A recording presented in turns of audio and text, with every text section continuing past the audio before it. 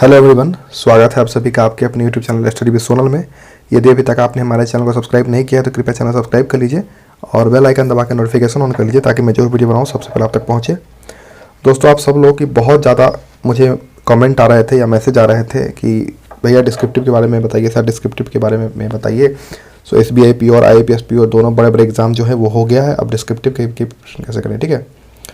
तो सबसे पहले बता दूं कि डिस्क्रिप्टिव का एग्ज़ाम हमारे ऑफिसर लेवल एग्ज़ाम में होता है, PO वाले एग्ज़ाम में होता है। सिर्फ RRB PO को छोड़ दें तो बाकी SBI PO, IBPS PO या और भी जो एग्ज़ाम्स वगैरह होते हैं, जैसे ECGC PO का मैंने इस बार एग्ज़ाम दिया था, तो वो वैसे मतलब ऑफिसर लेवल एग्ज़ाम में आपको डिस्क्रिप्टिव पेपर आते हैं। तो मैंने उसके डिस्क्रिप्टिव पेपर दिए हुए हैं, तो मैं आपको बताता हूँ कि उसमें किस तरीके से होते हैं, ठीक है। सबसे पहले तो डिस्क्रिप्टिव की पेपर आपकी तब चेक होती है जब आप मेंस की कट ऑफ को क्लियर कर लेते हो, उसके बाद डिस्क्रिप्टिव की पेपर चेक होती है। होता वैसे मेंस के एग्जाम में ही के साथ ही है, बट आपका चेक तभी होगा जब आप मेंस का कट ऑफ क्लियर जो सिलेक्ट कट ऑफ होगा उसका वो आप क्लियर करने के बाद ही आपका चेक होता है, ठीक है। अब बात कर लेते हैं इसके पैटर्न की। तो पैटर्न में इसका क्या होता है कि हमारा जो SBI PO होता है उसमें हमारा पैटर्न होता है 50 मार्क्स का आता है। SBI PO में हमारा 50 मार्क्स का आता है इसका, और 30 मिनट्स हमको उसके लिए मिलते हैं SBI के लिए। और बात कर ले IBPS PO में तो उसमें हमारा 25 मार्क्स का आता है और उसके लिए भी हमें 30 मिनट्स मिलते हैं, ठीक है। और ये था। अब बात कर लेते हैं इसके टाइप्स ऑफ क्वेश्चंस की।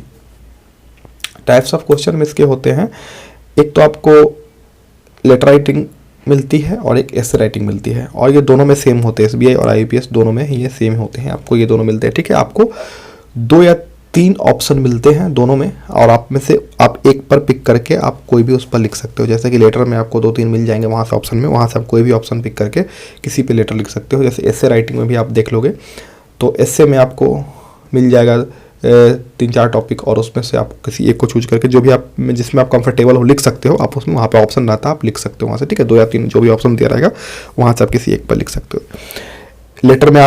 लेटर में भी एक फॉर्मल लेटर होते हैं, एक इनफॉर्मल लेटर होते हैं। आगे उस सारे टॉपिक पे मैं बात करूंगा, उसका मैं पैटर्न भी दिखाऊंगा कैसे होता है और मैं कैसे प्रैक्टिस करता हूँ, ठीक है। वो सब बातों पे बात करेंगे, बट उसमें आपको जो भी कंफर्टेबल है, जिसमें आप फॉर्मल लेटर लिखने में, इनफॉर्मल लेटर लिखने में, तो आप उसको वहाँ पर लिख सकते हैं, ठीक है। तो बात कर लेते हैं हमारे एसे राइटिंग की। एसे राइटिंग में की यदि हम बात करें तो इसमें मान लीजिए आपको एसे राइटिंग मिल गया, जैसे अभी ऑनलाइन स्टडी अभी है ट्रेंडिंग टॉपिक, तो मान लीजिए हमारा आ जाता है ऑनलाइन स्टडी पे। यदि हमारा आ गया कि इस पे लिखना है तो इसमें कैसे लिखना है। सबसे पहले तो एसे राइटिंग हम लोग लिखते हैं तो पहले उसका इंट्रोडक्शन लिखते हैं। इंट्रोडक्शन में क्या होता है, हमें उसको डिफाइन करना होता है। जो भी टॉपिक है ऑनलाइन स्टडी के बारे में, उसके बारे में आपको डिफिनेशन शॉर्ट में इंट्रोडक्शन में आप लिख दीजिए अप्रॉक्स 50 वर्ड, क्योंकि हमें इसमें वर्ड लिमिट होती है 250 वर्ड की, +-5 कर सकते हैं, या पता नहीं अब एग्जाम के अकॉर्डिंग आगे चेंज कर दे, बट 250 वर्ड्स होते शायद हमें मिलते हैं। उसमें +5 या -5 कर सकते हो, 2 यानी 245 और 255 तक आप कर सकते हो, वहाँ तक आप कर सकते हो, इतना माफ हो जाता है, ठीक है।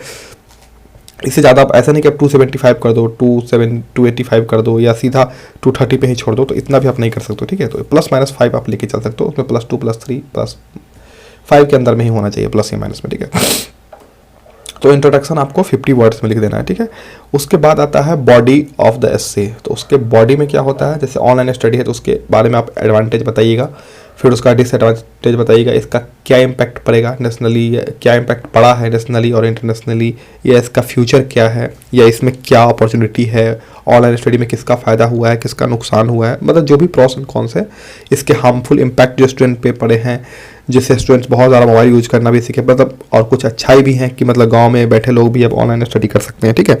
तो जो भी इसके प्रोस एंड कॉन्स है तो आप इसमें लिखोगे। ये बॉडी ऑफ द एसे जो होता है वो 150 वर्ड्स में आपको लिख देना चाहिए, ठीक है। उसके बाद आता है कंक्लूजन। तो हर किसी टॉपिक का तो कंक्लूजन होगा नहीं, ठीक है।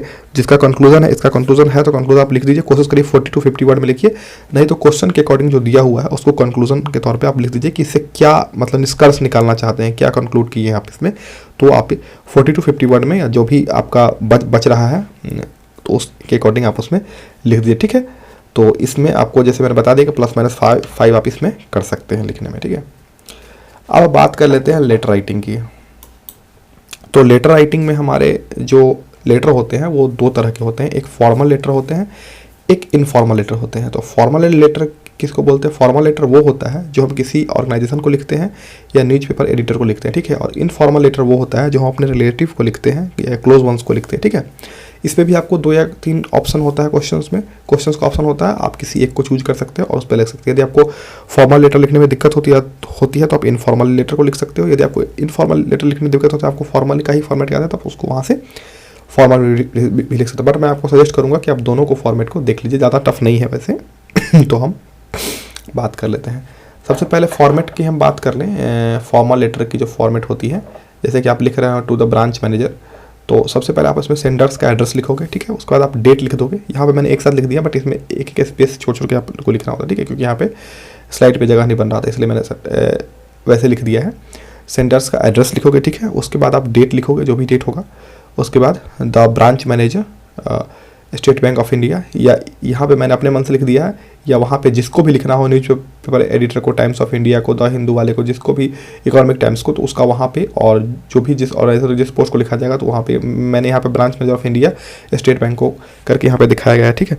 और उसके बाद ब्रांच एड्रेस या जो भी उसका होगा, और उसका सिटी का नेम लिख देंगे यहाँ पे। उसका सब्जेक्ट होना चाहिए, जो भी सब्जेक्ट होगा उसको कोशिश करिएगा सब्जेक्ट को उतना लंबा ना खींचे, क्योंकि वर्ड लिमिट भी इसमें होती है, ठीक है।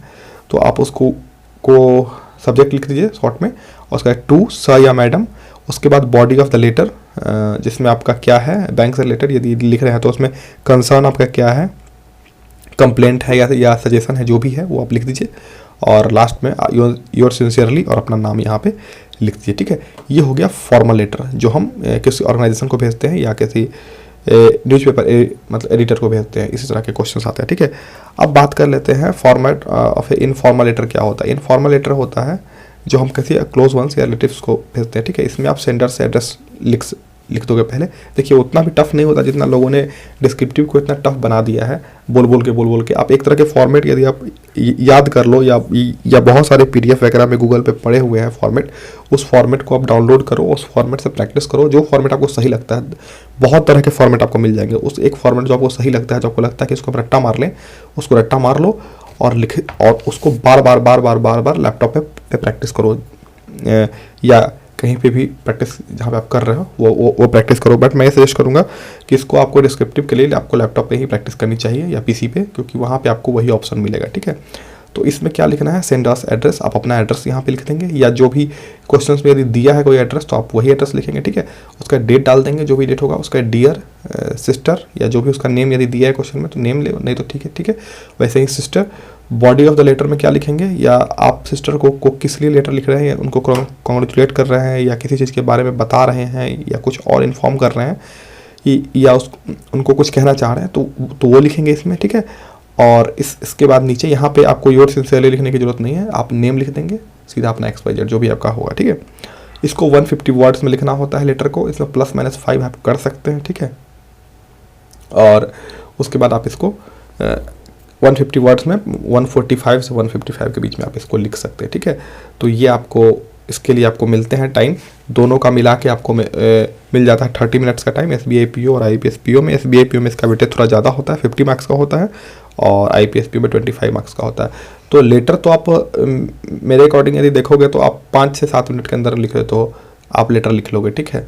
तो मान लो यदि आप 7 मिनट के अंदर भी लेटर लिख लेते हो, उसके बाद आपके पास 23 मिनट बचे हुए रहते हैं, उसके बाद आराम से इससे लिख सकते हो, ठीक है। तो ये था फॉर्मेट जो मैंने आप लोगों को बता दिया कि डिस्क्रिप्टिव के लिए कैसे प्रिपरेशन करना चाहिए। आशा करते हैं कि आपको वीडियो पसंद आया होगा और आप सब लोग भी डिस्क्रिप्टिव की प्रिपरेशन करेंगे। मैं सजेस्ट करूँगा कि सब लोग लैपटॉप से ही प्रैक्टिस करें, क्योंकि इससे आपकी टाइपिंग स्पीड भी बनेगी। यदि 25 की भी आपकी टाइपिंग स्पीड है, 20 to 25, तो आप अच्छे से लिख लोगे। ऐसा कोई जरूरी नहीं है कि मतलब टाइपिंग स्पीड आपको 35 या 40 लेके जाना है। उतनी है तो बहुत अच्छी है, नहीं भी है तो भी आपको कोई दिक्कत नहीं है। वैसा आप नॉर्मल प्रैक्टिस करते रहिए, डेली आपको आपकी स्पीड बढ़ जाती है, ठीक है। तो उसके लिए टेंशन नहीं लेना है और आपको रेगुलर प्रैक्टिस करना है। हाँ, जिन लोगों के पास लैपटॉप नहीं है उनको मैं ये सजेशन दूंगा कि आप या तो किसी से अरेंज कर लो, या किसी के यहाँ जाके दे लो, या आप ये कर सकते हो कि साइबर कैफ़े में जाके, या किसी के यहाँ क्यों ही जाओगे, आप साइबर कैफ़े जाके वहाँ पे प्रैक्टिस करो लिखने की, ठीक है। उनके कहीं पे भी प्रैक्टिस करो, नोट पैड में या जहाँ भी है उनके जो भी सिस्टम में दिया हुआ है वहाँ पे बस टाइप करो आप, ठीक है। तो प्लीज़ यदि वीडियो आपको अच्छी लगी हो तो प्लीज़ चैनल सब्सक्राइब कर दीजिएगा और बेल आइकन दबा के नोटिफिकेशन ऑन कर लीजिएगा। मिलते हैं जल्दी ही नए एक और नए वीडियो के साथ। तब तक bye bye, take care, all the very best. आप सभी लोग टारगेट पूरा करते रहिए, टारगेट पूरा करना बहुत इंपॉर्टेंट है और आप सब प्रिपरेशन अच्छे से करिए, ठीक है। मिलते हैं जल्दी नए वीडियो के साथ। Bye bye, take care, all the very best. आप सभी को बाय।